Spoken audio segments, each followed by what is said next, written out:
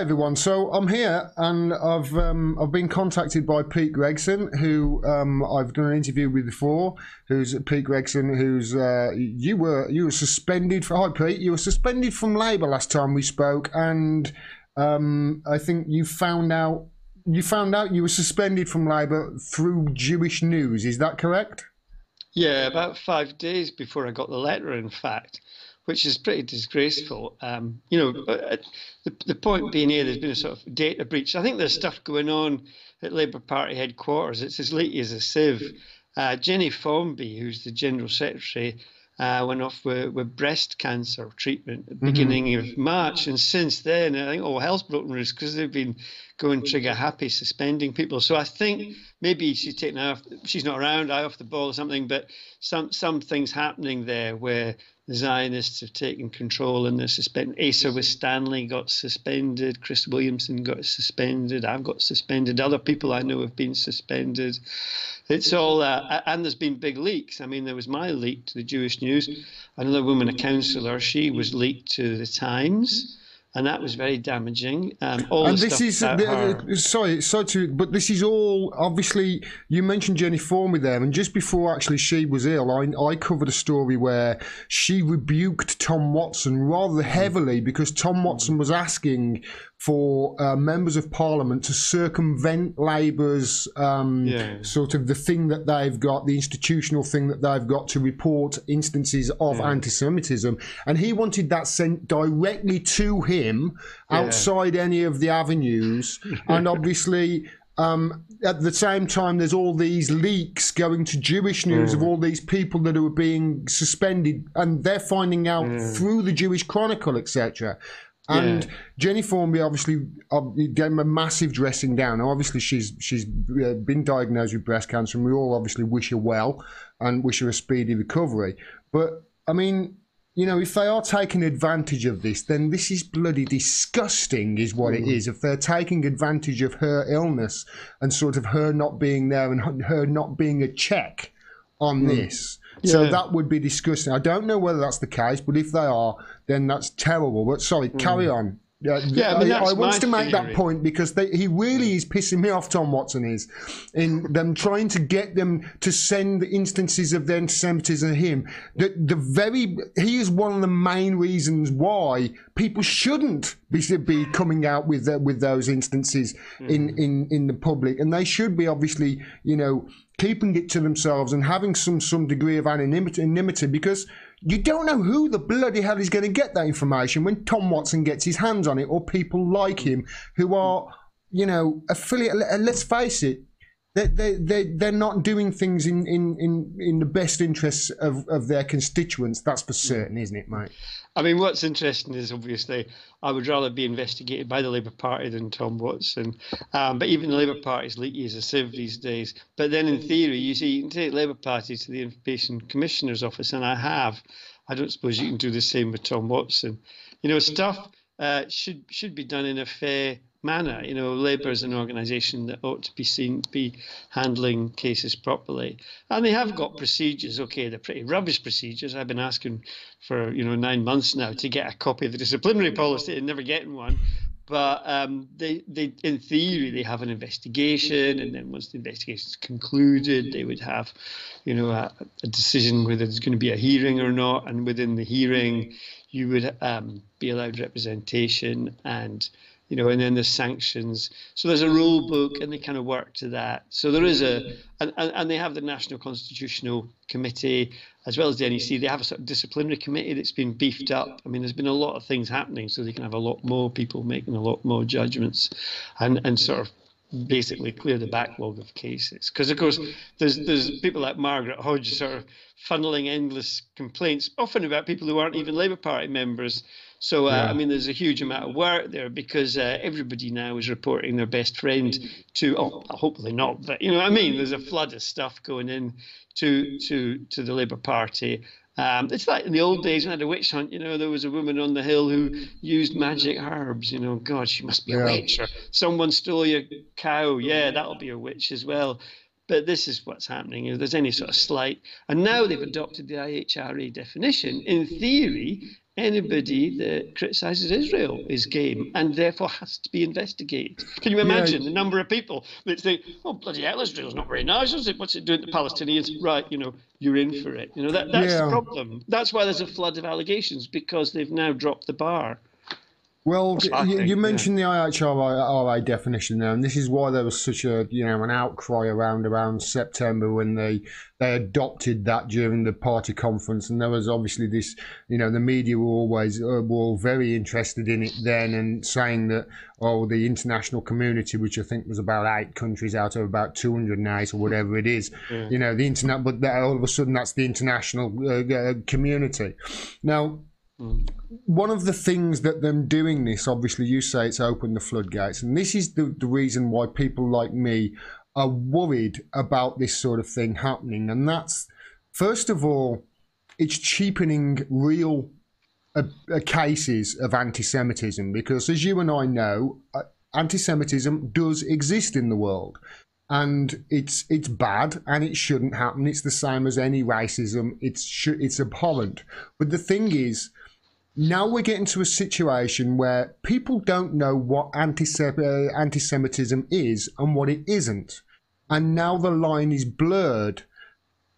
And we're getting to the stage now where people who clearly aren't anti-Semitic are calling each other anti-Semitic. That's the situation we're in as it now. Now, I want to go back to your situation. First of all, you were suspended from Labour. Now, let's give us an update as to why you were suspended from Labour. What was their reasoning for it? They don't know. They don't say. They don't have to say. This is what the letter is. There's a letter here. For crying out loud. They can't even give you a reason. Are you fucking kidding me? You see, this thing is, it's all meant to be confidential. I'm not even meant to be telling you this. It says it in the letter. However, they have already leaked it to the Jewish News. So as I've pointed out to the Information Commissioner, they've already breached, and I've pointed out to them that they've already breached it. How can I keep something confidential if they're leaking it to the Jewish News? So I think they've breached any expectation of confidentiality. So therefore, I'm entitled to tell you what they've said in the letter. So it says here, further to the notice of investigation that was issued to you on the 1st of October 2018, additional evidence has been brought to the attention of national officers of the party, which may be a breach of Rule 218. The evidence relates to comments that you have allegedly made online in a change.org petition, as well as comments allegedly made at a GMB disciplinary hearing. Now, there's no Rule 2.1. So they haven't actually told you why they've just said these complaints have happened, you're suspended, we're not going to tell you what they are, and you're not going to get your chance to prepare your case against it until when? Are they ever going to fucking tell you why they've suspended you? No. And the rule doesn't exist. 218 doesn't exist. I've pointed this out to them. You've suspended me for a rule that doesn't exist. I can't find it, so I don't know what I've done wrong. Well, we've had this conversation before. You mentioned this to me before. 218. Now, it was on their website. Rule 218, it was on their website, wasn't it? I found it on the Labour website. But you say it wasn't in their handbook, and you showed me the handbook, and it wasn't in their handbook. Yeah, is that correct? But so even if there is a rule, they haven't told you why they're fucking suspended you. No. And the thing that's funny is that I'm now banned from CLP meetings. It's funny because just a few days after this letter, the Jewish Labour Movement had a motion. They went around every CLP in the country with a motion demanding that they be reinstated as the official training wing in the Labour Party for anti-Semitism. I mean, this was a concerted attempt to win back what they'd lost. And every CLP in the country had one. And our CLP in Edinburgh had it. And I really wanted to go. I wanted to challenge it. There's the Jewish Labour Movement a motion in favour of them, saying how every councillor had to sign a letter saying that they're committed to the JLM. I mean, the thing was preposterous. But they wouldn't let me go because suddenly I was told from the General Secretary, Brian Roy, you must not go. If you go to that meeting, you'll be expelled on the spot. Were you suspended at that time, or I was suspended about 5 days before this? So Jewish. This is JLM. This is the Jewish Labour Movement. Is that correct? It's the Zionist thing. I mean, and they say that from what I can tell they say that they are all pro-Jewish, but They Well, are the very Zionists. pro-Zionist. Yeah, if They you are look very at their pro-Israel, website. pro-Israel more than pro-Jewish, shall we say? I mean, they're And there like, to bolster the Israeli position. That's their job. I mean, they recently said that that Labour would fail under Corbyn. They'd have voted no confidence in Corbyn at the AGM a couple of weeks ago. Things nuts, and they're affiliated to the Labour Party. They are part of the Labour Party. now you're not the only person that has brought up, worries, should we say, about the JLM, because I get emails from people who are basically saying the same thing, that this is not a pro-Jewish organisation per se. This is more of a pro-Israel organisation or pro-Zionist organisation. Now, are there any? I mean, is there any sort of any movement within Labour that are actually fighting back against this? Or is everybody in the PLPs or CLPs? Here we go. Look at that. Lazy. Can you see that? See, I didn't even know that was coming, ladies and gentlemen. It's just been invented. While you were speaking, I got the printer out and knocked this promise out. that was not rehearsed. I promise that was not rehearsed, was it, Pete? This launches on Sunday at 12 noon on Sunday at Labour offices in London. So this is the laser. This is the laser against Zionism, Islamophobic racism. That's right. It's a new invention. We've been working on it for a month or two. A lot of this. I mean, this has got everyone's fingers in it. Even Rabbi Cohen's had a go at it. So, a lot of comments, thoughts. There's an interesting group in London called Socialist Fight. I mean, they had a lot to say. They're very good, actually. So the thing, I mean, it started off with the man in the shop round the corner from who runs the art shop round the corner. George, he said, "Oh yeah, we need to do something like this." And my mechanic, who's a Muslim guy, and I was speaking to him, like, bloody hell, we need something, something to tackle this whole nonsense. And so it kind of grew up in Edinburgh, but there's folk all over the country have contributed to the manifesto, if you like. But the idea being that, the main things that it's about is to campaigning to rid Labour of the Zionist scourge, the fraudulent IHRA definition of anti-Semitism, disaffiliate the Zionist Jewish Labour movement, and affiliate Jewish Voice for Labour, because there are always goodies. Yeah, this is an important thing to do as well, isn't it? And it's really important that you mention that last thing, which is this is not an anti-Jewish thing. This is actually a pro-Jewish thing, isn't it? And it's actually promoting those Jewish voices who are pro-Jewish and pro-Judaism and not pro-Zionism and pro-Israel, isn't it? Yeah. Or pro-Labour, of course, as well. Jewish Voice for Labour are pro-Labour. I mean, I don't think Jewish Labour movement are pro-Labour at all. I mean, they would suit better the Conservative Party. I don't know what they're doing. They've never done anything for Labour. Jewish Voice for Labour go out, campaign for Labour, knock on doors, try and get votes. That's what you're meant to do if you're part of the Labour Party. Yeah. JLM don't do anything apart from attack people. I mean, what's the point of having them? They tried to leave, remember, about a month ago, and they made a big fuss. We're leaving Labour. And they bloody made Corbyn crawl and say, please don't go, come back. I mean, we're all disappointed at him doing that. We can understand why he had to. But the bloody hell, I mean, I wish he'd just let them go because they're parasites. All he does is disappoint me these days, mate. All he does is disappoint me. Oh, no, I think he's all right. He's in don't get me position. wrong.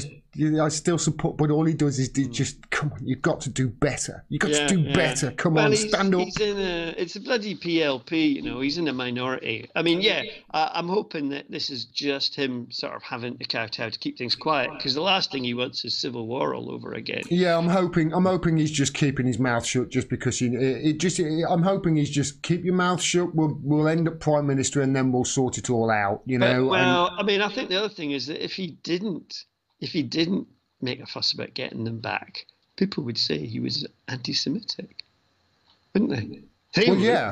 This is exactly what would happen. For instance, I chastised Jeremy Corbyn because I didn't feel that he stood up for Chris Williamson enough. I was actually quite angry and was screaming at the screens, stand up, show us something. But I do understand, especially after the dust settled and I'd calmed down, because obviously you see, a progressive guy like Chris Williamson get absolutely, mullered by forces that, this is a nothing accusation based on nothing, and Jeremy Corbyn didn't stand up to him. But we know that if he did, it would have been worse for him. We know that the media would have slammed him, and we know, what they would have done. I just feel as if, what, they're going to fucking do that no matter what he does. So just do it. Do what the right thing, I mean, I think Formby has been quite effective as a break, but she's not around. So whoever's in disputes now, going gung-ho with the lightsaber or whatever, and perhaps in the past, Jerry Formby wouldn't have allowed someone like Chris Williamson to be suspended, but I think she's got her eye off the ball or something. Something's happening anyway, so that's why he was suspended. And Corbyn, as a rule, doesn't get involved in these disciplinary matters. It's not part of his job. I mean, his job is to lead the Labour Party, not get caught up in disciplinaries. If you like this video and you want to see more, please subscribe and click the bell below so you get a notification of when I drop further videos. If you click the links on the screen as well through to my website, you can find out ways to support me. I can't do this without your help, and I really do appreciate it. Thanks very much for all your support, and until next time, peace and take care.